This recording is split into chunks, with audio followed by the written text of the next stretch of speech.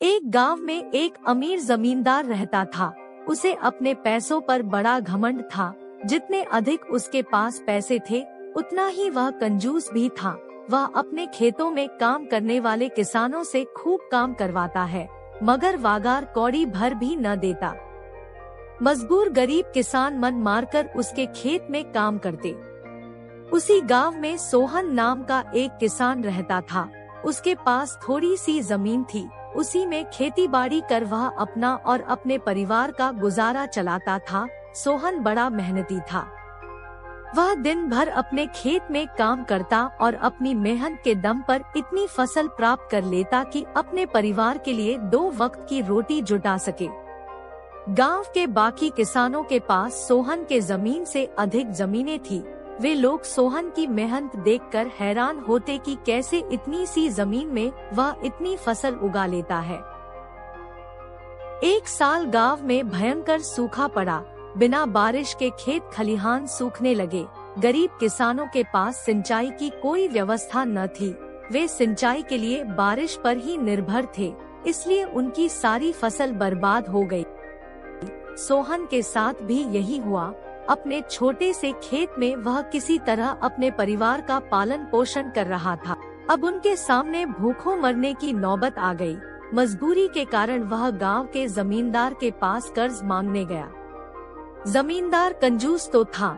उसने सोचा कि यदि उसने सोहन को पैसे दिए तो यह लौटा नहीं पाएगा, इसलिए इसे अपने खेत में काम पर लगा लेता हूँ। मेहनती तो ये है ही, और मजबूर भी।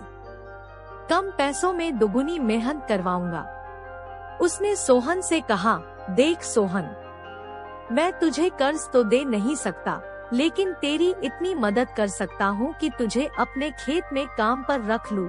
तुझे महीने के 1000 रुपए दे दिया करूँगा। सोहन बोला, पर मालिक दूसरे किसान तो 2000 पाते हैं। जमींदार बोला, करना है तो कर, वरना मेरे पास किसानों की कमी नहीं। मजबूर सोहन क्या करता? हामी भरकर घर लौट आया। अगले दिन से जमींदार के खेत में काम करने लगा। मेहनती तो वह था ही, वह खूब मेहनत और लगन से काम करता। उसने 4 महीने का काम 2 महीने में ही कर दिया। यह देख जमींदार बहुत खुश हुआ, लेकिन इसके मन में मक्कारी जाग उठी। उसने सोचा कि 4 महीने का काम तो इसने 2 ही महीने में कर दिया, क्यों न इसे निकाल दूं, इससे मेरे 2 महीने के पैसे बच जाएंगे। उसने सोहन को बुलाया और उसके 2 महीने के पैसे देकर कहा, सोहन, यह ले तेरे पैसे, कल से मत आना, अब मुझे तेरी जरूरत नहीं। ये सुनकर सोहन परेशान हो गया। बड़ी मुश्किल से उसका घर चल रहा था। अब अपने परिवार का भरण पोषण कैसे करेगा? वह जमींदार के सामने गिड़गिड़ाने लगा कि उसे काम से न निकाले, लेकिन जमींदार ने उसकी एक न सुनी और उसे काम से निकाल दिया। सोहन आंखों में आंसू लेकर घर लौटा। चिंता से रात भर उसे नींद नहीं आई। सुबह उठकर उसने फैसला किया कि वह फिर से जमींदार के पास जाएगा और उससे विनती करेगा कि उसे वापस काम पर रख ले।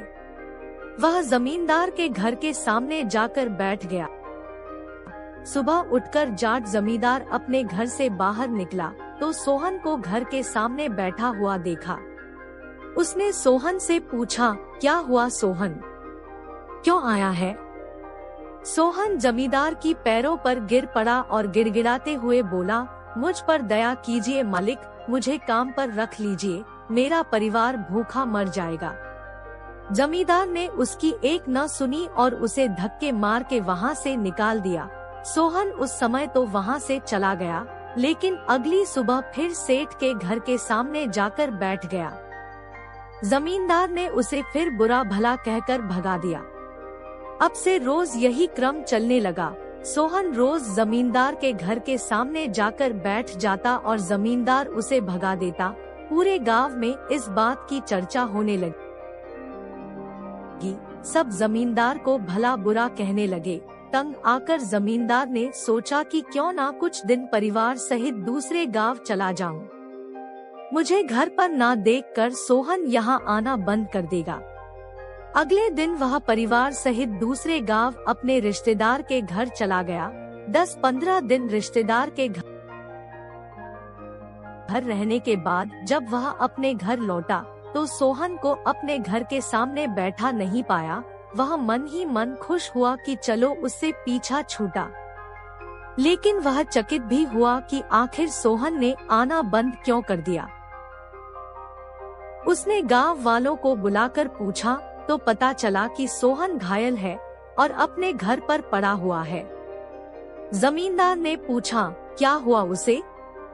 एक जमींदार ने कहा, मालिक, आज जब दूसरे गांव चले गए थे तब भी सोहन आपके घर के सामने बैठा रहता था। एक दिन आपका खाली घर देखकर कुछ चोर चोरी करने के इरादे से आपके घर में घुसे, लेकिन वे सोहन की नजर में आ गया। सोहन अपनी जान की परवाह न कर उनसे उलझ गया और उन्हें भगा दिया।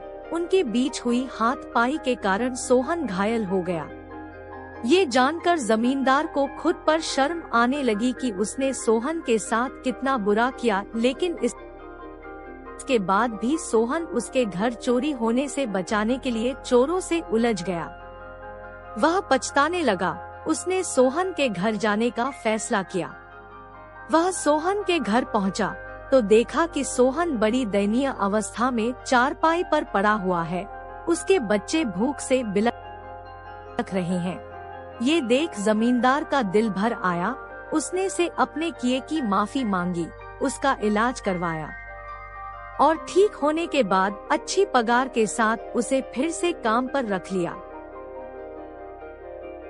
इसे हमें 3 सीख मिली। 1. कभी किसी के साथ बेईमानी नहीं करनी चाहिए। 2. सदा जरूरतमंदों की सहायता करनी चाहिए। 3. अपना काम ईमानदारी से करना चाहिए। आशा है आपको एक गरीब किसान की कहानी पसंद आई होगी। ऐसी ही हिंदी स्टोरीज पढ़ने के लिए हमें सब्सक्राइब अवश्य करें। धन्यवाद।